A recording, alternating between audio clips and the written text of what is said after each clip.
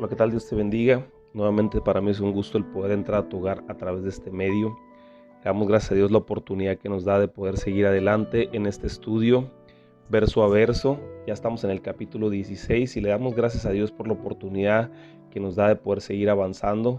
Quiero recordarte que si tú acabas de incorporarte a este estudio, puedes encontrar todas las clases anteriores en nuestras plataformas, en Spotify, en Facebook y en YouTube, donde se están subiendo cada una de ellas.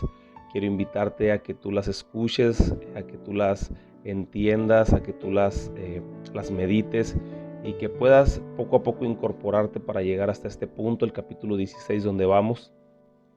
También quiero recordarte que si tienes alguna duda con respecto a estos estudios, no dudes en hablarnos, mandarnos un mensaje y trataremos a la brevedad de poderte contestar. Muy bien, me gustaría iniciar con una oración. Si tú puedes apoyarme ahí donde tú estás, cerrar tus ojos, acompáñame. Señor, te damos gracias por tu amor, por tu misericordia, gracias por tu bondad, gracias por lo que tú estás haciendo, Señor, en este tiempo. Ponemos en tus manos este estudio, cada una de las cosas que se hable el día de hoy, que pueda ser esa semilla que caiga en el corazón de cada una de las personas que escuchan tu palabra y pueda dar fruto al 100 por 1. Señor, prepara la tierra de los corazones y que pueda ser una tierra fértil donde pueda crecer y desarrollarse, mi Dios, esta palabra. Te damos gracias, te pedimos, Señor, por la pandemia a nivel mundial. Ponemos en tus manos cada una de las cosas, mi Dios, Padre, para que tú seas en medio nuestro, ayudándonos a poder seguir avanzando y que pronto podamos regresar a nuestras actividades. Señor, te damos gracias en el nombre de Jesús. Amén. Muy bien, aquí en la Reina Valera el encabezado que viene inicia con Jesús anuncia su muerte.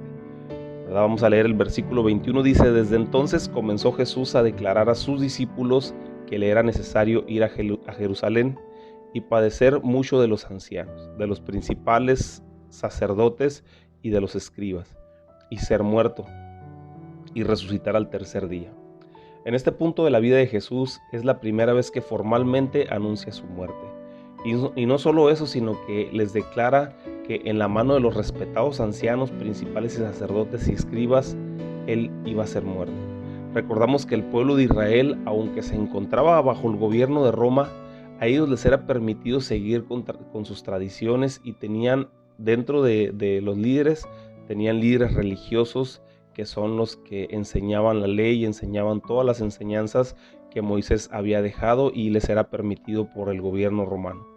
Muchos podríamos creer que el final de Jesús iba a ser en manos de alguno de los líderes romanos, ya que él representaba una amenaza para ellos y iban a tratar de eliminarlo. Sin embargo, era su mismo pueblo, de su misma familia, quienes terminarían llevándolo a la muerte.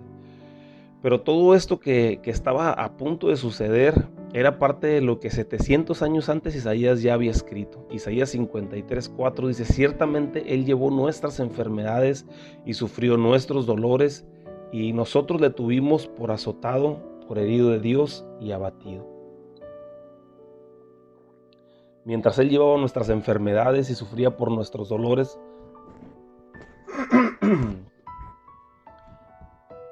los que miraban a Jesús decían: este es azotado por Dios. Algo hizo para que Dios le castigara. Y aún más ensañaban contra él los que, entre comillas, conocían las escrituras. Los grandes maestros, los que tenían su tradicionalismo muy arraigado, los que eran en ese tiempo los grandes líderes religiosos. No podían ver estos hombres la grandeza de Jesús que estaba frente a sus ojos, la grandeza de Dios que se estaba presentando frente a ellos debido a lo que Jesús mencionaba como ese tradicionalismo. Recordamos que antes en la parte anterior, alguna de las cosas, cuando los fariseos y los escribas venían a acusar a Jesús, le decían que por qué él transgredía la ley de Moisés, y Jesús les contestaba: ustedes mismos por sus tradicionalismos, pues ahora sí que por su religiosidad, ustedes mismos también quebrantan los mandamientos, ¿verdad? Jesús les observaba que ellos mismos tenían tantas tradiciones tanta religiosidad en su forma de llevar las cosas que, entre comillas, ellos decían que era de parte de Dios, que terminaban haciendo las cosas mal por querer hacer según ellos las cosas de una forma extremadamente bien. Así que Jesús, sabiendo que el tiempo estaba acercándose, les declaró lo que era necesario, y es que debía de morir en mano de estos hombres, debía de morir para que se cumpliera todo lo que estaba escrito desde la antigüedad. Versículo 22 dice: entonces Pedro, tomándole aparte, comenzó a reconvenirle diciendo: Señor, ten compasión de ti, en ninguna manera esto te acontezca. Aquí vemos una palabra del griego original que significa reprender, prohibir, y es donde dice que Pedro le reconvino. Pedro lo tomó y empezó a regañar a Jesús, a prohibirle que ni siquiera se le ocurriera arriesgarse de esa manera. Recordemos que en la clase pasada Jesús le pregunta: ¿y quién dice la gente que soy yo? ¿Verdad? Recordamos que estaba Jesús platicando con sus discípulos, y entonces sus discípulos Jesús les empieza a preguntar: ¿y quién dice la gente que soy yo? Y unos de sus discípulos dijeron: pues muchos dicen que tú eres Juan el Bautista resucitado, muchos dicen que eres Elías, porque recordemos que Elías, si leemos su historia, él no miró muerte, ¿verdad? Él dice que fue levantado en carros de fuego y desapareció simplemente ante los ojos de Eliseo, y entonces mucha gente esperaba que regresara Elías debido a la profecía de Isaías, donde dijo que iba a venir con el espíritu de Elías, ¿verdad? Entonces muchos creían que Elías había resucitado y que se representaba, y Jesús estaba representando a Elías. Entonces muchos decían: no, pues es Elías el que viene, ¿verdad? Algunos decían que era Jeremías, ¿verdad? O algunos otros profetas. Entonces Jesús les dice directamente: ¿y quién dicen ustedes que soy yo? Entonces Pedro se levanta, ¿verdad? Pedro siempre a la delantera en las decisiones y en todas las cosas que hacía. Pedro le dice: tú eres el Cristo, el Hijo del Dios viviente, ¿verdad? Y aquí Jesús, ¿verdad?, en ese momento frente a los demás apóstoles les dice: Pedro, eso no te lo reveló ni carne ni sangre. Esto es una revelación directamente del cielo, ¿verdad? Es una revelación directamente que viene de mi Padre. Entonces Pedro, ¿verdad?, pues obviamente se sintió bien en ese momento. Ahora quiero que veas esta escena, y quizás la escena que estamos viendo ahorita de cuando Jesús les anuncia su muerte, y quiero que visualices todos los puntos, ¿verdad? Cuando yo estaba en la secundaria, quiero platicarte esta historia. Cuando yo estaba en la secundaria, mi maestra de español una vez se le ocurrió decir frente a todos los alumnos en la clase que yo era uno de los mejores alumnos, o que se puede decir que yo era casi el mejor alumno. Y esa información yo no la supe procesar. Por algún extraño motivo, en lugar de echarle más ganas, me convertí en uno de los alumnos más desordenados y más rebeldes que tuvo ese grupo. Porque yo, en realidad, cuando la maestra dijo que yo era de los mejores, yo me creí superior a los demás. Entonces me creí que yo podía hacer mejor las cosas que los demás, y que quizás tenía derecho de hacer otras cosas que a lo mejor los demás no tenían derecho. Entonces aquí el apóstol Pedro, y no digo quizás que sea así literalmente, pero puede ser así, que después de que Jesús les dijo que su conocimiento aquel día era una revelación de parte de Dios, cuando le dijo: esto no te lo reveló ni carne ni sangre, era una revelación de parte del Dios mismo, lo llevó a perder el piso a Pedro, un poquito lo llevó a perder el piso, y que el orgullo tomara un lugar en su corazón y atreverse a regañar a Jesús. Imagínate, o sea, Pedro, después de que Jesús le dijo: esto no te lo reveló ni carne ni sangre, sino te lo reveló Dios mismo. Entonces después de esto Jesús sigue adelante con su ministerio y les dice que era necesario que él muriera, y entonces Pedro se atreve a regañar a su líder. Entonces es algo que podemos nosotros visualizar, que quizás Pedro había crecido un poquito de orgullo en su corazón. Versículo 23 dice: pero él, volviéndose, dijo a Pedro: quítate delante de mí, Satanás, me eres piedra de tropiezo, porque no pones la mirada en las cosas de Dios, sino en la de los hombres. Entonces aquí Jesús voltea y le dice: quítate de aquí. O sea, no estás hablando nada, sino algo que Satanás está poniendo en tu corazón. No estás viendo lo que yo voy a hacer. No estás viendo que lo que yo estoy a punto de hacer es una necesidad. Es necesario que yo padezca y muera para que la gloria de Dios sea manifiesta. Imagínate la cara de Pedro en ese punto de su vida después de sentirse pleno por recibir una revelación de parte de Dios y ahora resulta que lo que está hablando era de parte de Satanás. Yo me imagino que haber sido un shock para la vida de Pedro. Lo bueno que Pedro era un hombre que había tenido un verdadero encuentro con Jesús. Y en ese tiempo quizás, ¿verdad? En este tiempo más bien quizás si a alguna persona le dices tú esto que Jesús le dijo a Pedro, a lo mejor no lo vuelves a ver por mucho tiempo. Recordemos una de las bienaventuranzas. Menciona que debemos nosotros permanecer pobres en espíritu, es decir, siempre humildes y con ese espíritu enseñable. Pedro no estaba mostrando esta clase de atributo en esta escena, más bien estaba presentando un poco de orgullo en su corazón. Versículo 24 dice: entonces Jesús le dijo a sus discípulos: si alguno quiere venir en pos de mí, niéguese a sí mismo, tome su cruz y sígame. Ahora imagínate la escena general. Jesús les anuncia la muerte a sus discípulos y Pedro lo jala para reconvenirlo, o sea, para regañarlo, para prohibirle aparte. O sea, quiso regañarlo y al último Pedro salió regañado. Y en eso voltea con sus discípulos Jesús y les dice esta preciosa enseñanza. Dos cosas importantes les dice. Número uno, si alguno quiere venir en pos de mí, obvio no se refiere a ser o a no ser un discípulo de él. Ellos ya tenían mucho tiempo siguiendo a Jesús. Jesús se refería en ir a Jerusalén con los principales, o sea, que lo siguieran a él, como cuando un líder, un guerrillero, ¿verdad? Y invita a la gente a poder levantarse en armas contra el gobierno, contra el pueblo.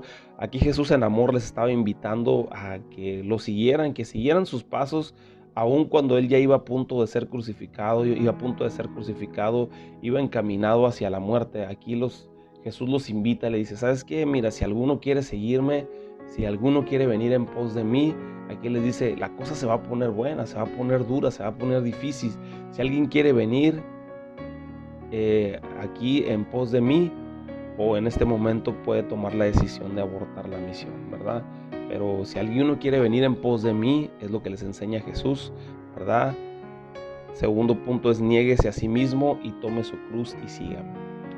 Pero si alguno decide seguirme, les dice Jesús, va a tener que dejar sus prioridades. Ya no vas a ver por ti mismo, sino por el bien de toda la humanidad. Y no solo eso, sino que debes de tomar tu cruz.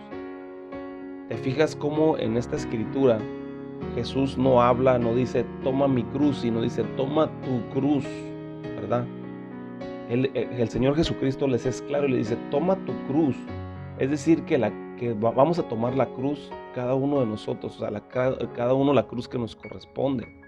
La cruz que cargó Jesús era para morir por todos los pecados de la humanidad, por las enfermedades de toda la humanidad. Aunque Él no cometió ningún pecado, decidió morir a sí mismo por todos los pecados de la humanidad. Pero la cruz que te está invitando o que está invitando a sus discípulos a que carguen es su misma cruz.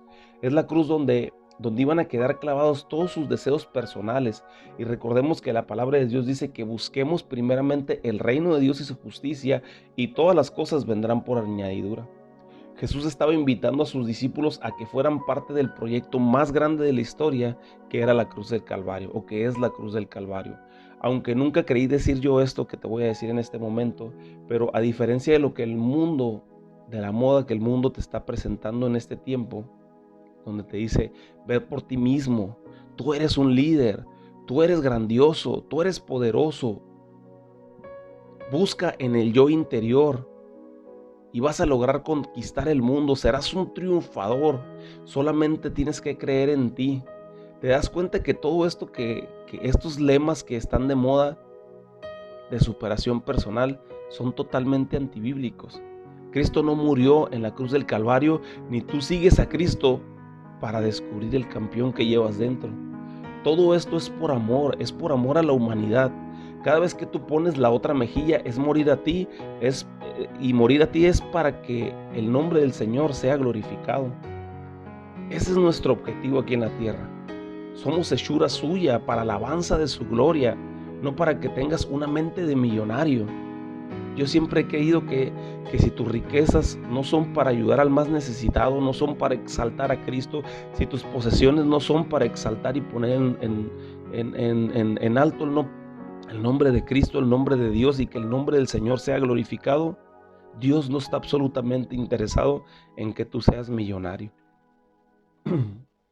Versículo 25 dice, porque todos los que quieran salvar su vida la perderán, y todo el que pierda su vida a causa de mí la hallará. El mundo tiene parámetros de medición donde dice que entre más tienes, más eres. Pero Jesús dice que si quieres salvar tu vida la vas a perder, y esto se refiere a lo espiritual, no a lo terrenal. Si tú estás dispuesto a pasar por encima de las personas para lograr en tu vida esos objetivos, estás perdiendo tu eternidad. Si tú estás dispuesto a pisotear a las personas, si tú estás dispuesto a pasar por encima de los derechos de las personas para poder lograr los objetivos de tu vida, entonces estás perdiendo tu eternidad. Sin embargo, si tú estás dispuesto a dar tu vida, que es lo que les enseña Jesús, si tú estás dispuesto a dar tu vida, estás salvando tu vida, estás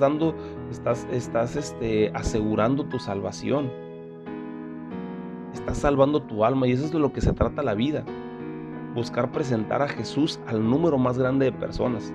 Esa es nuestra tarea, morir a tus propios deseos. O se puede traducir en este tiempo que estamos viviendo con las palabras que se usan comúnmente, morir a tus propias ocupaciones. Porque muchas veces no compartimos el evangelio porque estamos demasiado ocupados haciendo dinero o simplemente trabajando para vivir, sin confiar en que Dios es nuestro proveedor, y que cada momento que tú le dediques a la obra del Señor, que cada momento que tú le dediques a hacer la voluntad de Dios, a presentar las buenas nuevas de salvación a las personas, el Señor te va a hacer un día, lo que resta del día, si tú le dedicas 1 o 2 horas a compartir el mensaje de salvación, las otras 22 horas del día van a ser totalmente productivas porque tú le diste a Dios parte de tu día para que personas lo conocieran. Lo que te acabo de decir es la aplicación práctica a tu vida. Pero aquí en la escritura, en el versículo 25, donde Jesús le dice, porque todo aquel que quiera salvar su vida la perderá, y todo aquel que pierda su vida por causa de mí la hallará. Aquí a sus discípulos sí les quiere decir literalmente que tienen que estar dispuestos a dar su vida. Y quiero decirte que cada uno de los apóstoles murió por causa del evangelio. Eso tú lo puedes encontrar en la historia seglar. Casi todos murieron cruelmente, decapitados, crucificados, torturados. Y eso es lo que hace real la verdad que estamos estudiando en este tiempo. Si ellos no escatimaron ni siquiera su propia vida y no negaron la veracidad de la palabra de lo que ellos estaban predicando al grado de entregar su propia vida, eso habla de que ellos estaban convencidos de que lo que estaban creyendo, y que primeramente ellos de primera mano miraron todas las cosas que Jesús hizo, era real. Ellos estaban dispuestos a morir por esa verdad, porque quiero decirte una cosa, nadie está dispuesto a morir por una mentira. Si los apóstoles hubieran creído o hubieran estado inseguros o no estuvieran totalmente convencidos de que lo que estaban creyendo, de que lo que estaban siguiendo no era verdad, ellos no hubieran entregado su vida. Ellos no hubieran muerto por causa del evangelio. ¿Por qué? Porque ni ellos hubieran estado seguros que era real. Pero esto es lo que nos asegura a nosotros de que lo que creemos y lo que estamos estudiando en este libro de Mateo y todos los libros de la Biblia son verdad, es que hombres estuvieron dispuestos a entregar su vida por causa del evangelio, por causa de que la palabra fuera dispersa, ¿verdad? Muchos murieron crucificados, muchos murieron decapitados, muchos murieron torturados. A Juan, dice la historia, Juan, el discípulo amado, dice que lo hirvieron en aceite. Pero ellos nunca negaron a Jesús.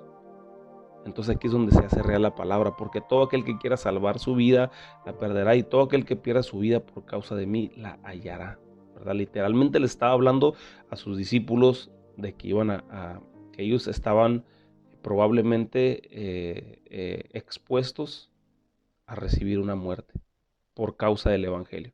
Versículo 26 dice, porque ¿qué aprovecha a los hombres si ganaran a todo el mundo y perdieran su alma? ¿O qué recompensará dará el hombre por su alma?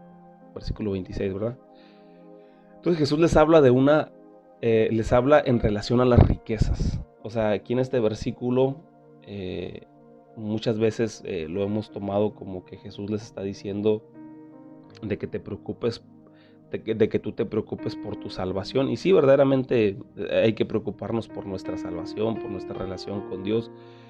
Este, pero en realidad aquí en este versículo no se refiere a eso, no se refiere a que tú te preocupes por tu salvación eh, antes que por presentarle la salvación a las demás personas. Aquí lo que Jesús está hablando sobre las riquezas, ¿verdad? ¿De qué le sirve al hombre ser dueño de todo el mundo entero y ciudades enteras? Que es lo que vemos en este tiempo con personas que logran mucho dinero a base de lo ilícito. ¿De qué aprovecha todo esto? Esas grandes riquezas, si su alma se va a perder. Quiero que entendamos que nuestra vida en la tierra es pasajera. Aquí vivimos solamente 80 años de 1.000.000 de años que vamos a vivir la eternidad. Solo por darle un número a la eternidad, porque en realidad la eternidad es infinita. Aquí solo vivimos una pequeña porción, pero es la más importante porque aquí tú vas a decidir dónde pasarás tu eternidad. Si en el cielo o en el lugar que dice la palabra, que es el lloro y el crujir de dientes, ¿verdad? Y también te dice que la recompensa, y también te dice aquí en esta parte, ¿qué recompensa dará el hombre por su alma? O sea, es decir, ¿cuánto dinero tú puedes pagar para comprar tu salvación? O sea, puedes tener muchas riquezas, mucho dinero, muchos millones, pero ¿qué recompensa o qué pago puedes dar tú por tu salvación, por la salvación de tu alma? Quiero decirte que no puedes pagar absolutamente nada, porque gracias a Dios la salvación es gratuita. Solo tienes que cumplir un requisito y es creer en el Señor Jesucristo para alcanzar esa salvación. Y creer radica en obedecer su palabra, no solamente de labios, sino de hechos. Así que la salvación es gratuita, la alcanzamos sencillamente con creer en Jesús y caminar conforme a su palabra. Gracias a Dios que la salvación no es por dinero, porque cuánta gente no quedaría fuera de esto, ¿verdad? La salvación es totalmente gratis. Únicamente recibiendo a Jesús en tu corazón, le dijo en Romanos capítulo 10, ¿verdad? Que el que cree en el Señor Jesucristo será salvo, ¿verdad? Versículo 27 dice, porque el Hijo del Hombre vendrá en la gloria de su Padre por sus ángeles y entonces pagará a cada uno conforme a sus obras. Aquí Jesús les da una revelación de los últimos tiempos. Una de las cosas que como seguidores de Cristo debemos entender y es que habrá una evaluación final.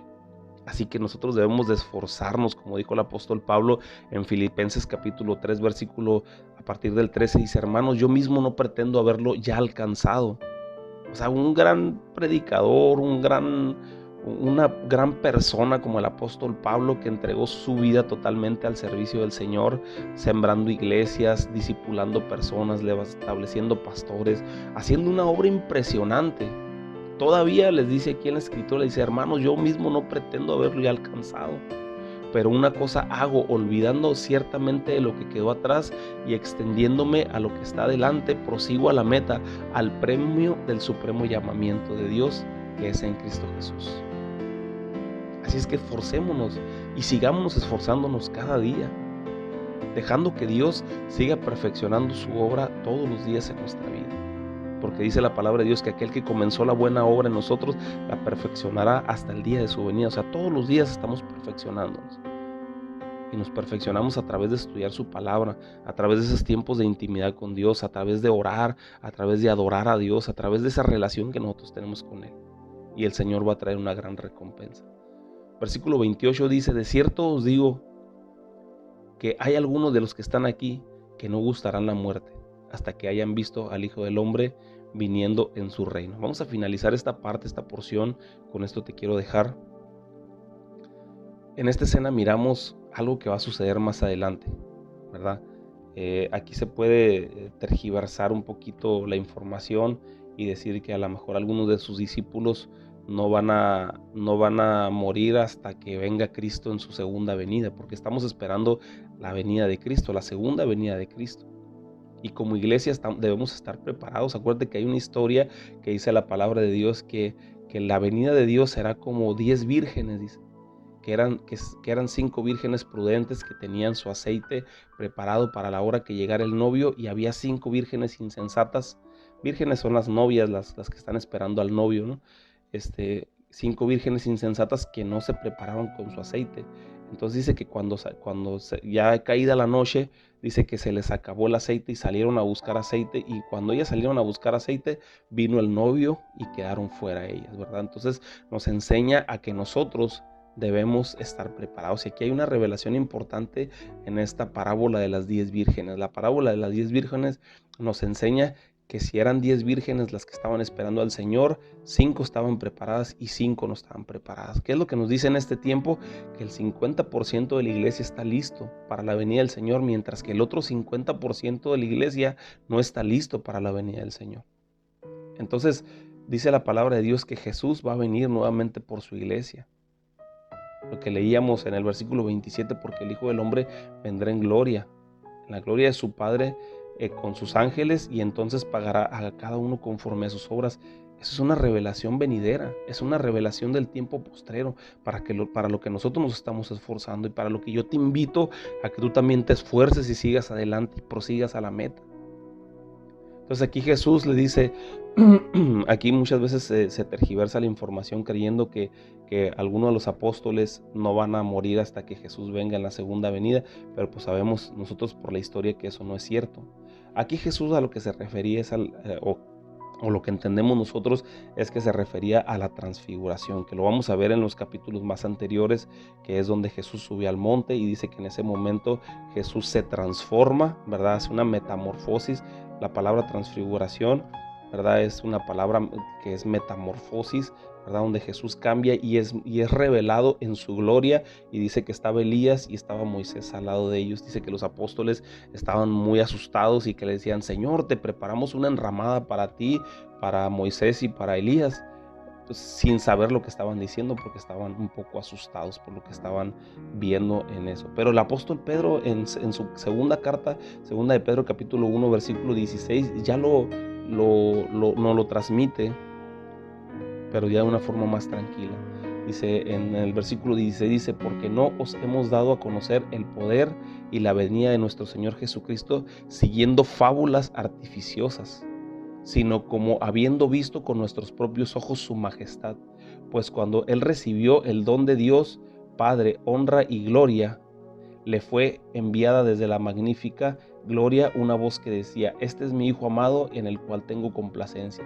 Y nosotros oímos esta voz enviada desde el cielo cuando estábamos en el monte santo. Aquí habla Pedro literalmente del momento de la transfiguración, donde se cumple, ¿verdad?, lo que Jesús está diciendo en el versículo 28. Dice, de cierto os digo que hay algunos que están aquí que no gustarán de la muerte hasta que hayan visto al Hijo del Hombre viniendo en su reino, ¿verdad? Aquí vemos en lo que Pedro nos declara, ¿verdad?, que ellos miraron la gloria de Dios en ese monte santo, ¿verdad? Te dejo con esto, nos vemos en la siguiente clase, seguimos esforzándonos, ¿verdad?, en nuestro supremo llamamiento, sigamos amando a Dios con todo nuestro corazón, confiando en Él, y el Señor dará su recompensa a cada uno de nosotros por el esfuerzo que hagamos cada uno de nosotros. Que Dios te bendiga, que Dios te guarde y que tengas un excelente día.